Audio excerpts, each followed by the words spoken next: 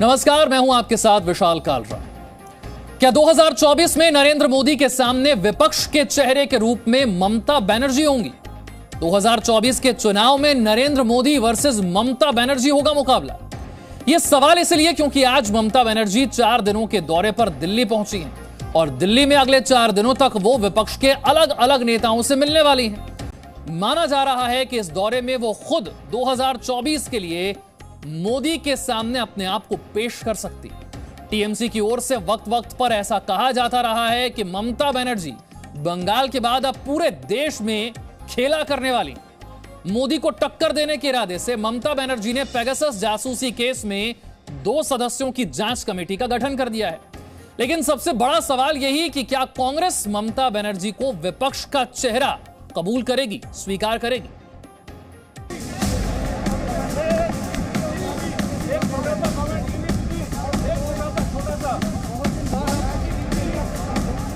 पश्चिम बंगाल की मुख्यमंत्री ममता बनर्जी इस बार तो सिर्फ 4 दिनों के लिए दिल्ली आ रही हैं, लेकिन 4 दिनों के इस दिल्ली दौरे से ममता बनर्जी 2024 का खाका खींच देना चाहती हैं। क्योंकि ममता बनर्जी अपने इस दौरे में सिर्फ रस्म अदायगी नहीं करने वाली हैं, बल्कि खुद को प्रधानमंत्री नरेंद्र मोदी के खिलाफ एक राष्ट्रीय चेहरे के रूप में स्थापित करने वाली हैं। इसलिए ममता जासूसी जैसे मुद्दे पर नरेंद्र मोदी पर सीधा हमला करती हैं। क्या करेगा? फोन लगा के क्या करेगा? कैमरा में पूरा सुन लेता है। हम ऑडियो में भी बात करते हैं तो, फेस टाइम में भी करते हैं तो, वीडियो में भी करते हैं तो, मैं कैमरा का ही पूरा प्लास्टर लगा दिया। एक गवर्नमेंट ऑफ इंडिया को भी प्लास्टर लगाना चाहिए, नहीं तो देश बर्बाद हो जाएगा। 4 दिनों के इस दौरे में ममता बनर्जी दिल्ली में विपक्ष के बड़े नेताओं के साथ मुलाकात करेंगी। पश्चिम बंगाल की मुख्यमंत्री और तृणमूल कांग्रेस सुप्रीमो ममता बनर्जी दिल्ली दौरे पर पहुंची है। 4 दिवसीय दौरा होने वाला है ये, और इस दौरे में ही ममता बनर्जी प्रधानमंत्री के साथ बैठक करेंगी 28 तारीख को। आपको बता दें, पश्चिम बंगाल में विधानसभा चुनाव जीतने के बाद ये पहली ऐसी बैठक होगी जो प्रधानमंत्री मोदी और ममता बनर्जी के बीच होने वाली है। साथ ही 28 तारीख को ही कई विपक्षी नेताओं के साथ ममता बनर्जी बैठक करेंगी। सोनिया गांधी से लेकर कई ऐसे पार्टी जो non BJP non Congress party के लीडर है, उनसे भी ममता बनर्जी मुलाकात करेंगी। ममता बनर्जी दिल्ली में कौन कौन से नेताओं से मिलेंगी, उनकी ये बैठकें कब कब होंगी, इसकी पूरी जानकारी बस थोड़ी देर में। उससे पहले ममता बनर्जी से जुड़ी बड़ी खबर ये है कि उन्होंने दिल्ली रवाना होने से ठीक पहले जासूसी मामले को लेकर केंद्र सरकार पर सबसे बड़ा वार किया। ममता बनर्जी ने पश्चिम बंगाल विधानसभा चुनाव में शानदार जीत हासिल की है, और अब जब ममता बनर्जी दिल्ली को रवाना हुई तो ठीक उससे पहले एक कैबिनेट मीटिंग बुलाई गई और उसमें अप्रूवल दिया गया कि इस पूरे पेगासस जांच मामले पर एक न्यायिक आयोग का गठन किया जाएगा जो जांच करेंगे इस पूरे मामले की। साथ ही पश्चिम बंगाल पहला ऐसा राज्य बन गया पूरे देश भर में जो इस पेगासस स्नूपिंग मामले की जांच करेगा। इससे साफ हो जाता है कि ममता बनर्जी सीधे सीधे टक्कर दे रही है प्रधानमंत्री नरेंद्र मोदी को। ममता बनर्जी ने जिस 2 सदस्य आयोग का गठन किया है, उसमें रिटायर्ड जज MB लोकुर और ज्योतिर्मय भट्टाचार्य शामिल हैं।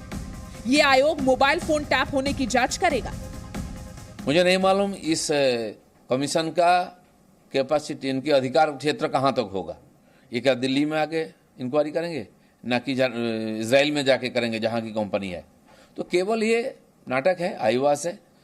बंगाल की जो समस्या है उससे लोगों की दृष्टि हटाने के लिए ये सब ड्रामा हो रही है। ना इसकी कोई औचित्य है, ना इनकी कोई अधिकार है। इसके पहले उनकी सरकार के ऊपर कई बार आरोप लगाए, उन्हीं के पार्टी के नेता आरोप लगाए। उनके कोई पार्टी के नेता बिना व्हाट्सएप के बात नहीं करते हैं। तो इस प्रकार परिस्थिति में इस कमीशन का क्या मतलब होता है? क्या करेगा? फोन लगा के क्या करेगा? अब सवाल ये है कि ममता बनर्जी जासूसी मामले को लेकर इतनी हमलावर क्यों हैं? टीएमसी के नेता इसी मुद्दे को लेकर मॉनसून सत्र में लगातार संसद क्यों लॉक कर रहे हैं? कहीं ऐसा तो नहीं कि ये जासूसी बहाना है और 2024 निशाना है? हम ऐसा इसलिए कह रहे हैं क्योंकि जांच आयोग के गठन की टाइमिंग दिलचस्प है। दिल्ली आने से पहले ममता का ये फैसला लेना और दिल्ली में जल्द ही समाजवादी पार्टी, आरजेडी, एनसीपी, आम आदमी पार्टी, कांग्रेस, शिवसेना और डीएमके के नेताओं संग बैठकें प्लान करना कुछ इसी ओर इशारा कर रहे हैं। ममता बनर्जी दिल्ली में एनसीपी अध्यक्ष शरद पवार और कांग्रेस अध्यक्ष सोनिया गांधी से भी मुलाकात कर सकती हैं। तो क्या विपक्ष के नेताओं संग दीदी ये मुलाकातें 2024 के मद्देनजर कर रही हैं? क्या ममता चाहती हैं कि विपक्ष उन्हें मोदी के सामने 2024 में अपना चेहरा बनाए? ममता बनर्जी के दिल में दिल्ली बंगाल चुनाव के समय से ही बसी है। उन्होंने चुनाव प्रचार के दौरान दिल्ली वाली हसरत को जाहिर भी किया था। ममता बनर्जी के खेला होबे के पोस्टर अब गुजरात में भी नजर आने लगे हैं और ममता बनर्जी खुद कह चुकी हैं कि उन्हें बांग्ला, अंग्रेजी और हिंदी तीन भाषाओं में बात करनी होगी, जिससे जिम्मेदारी बढ़ गई है।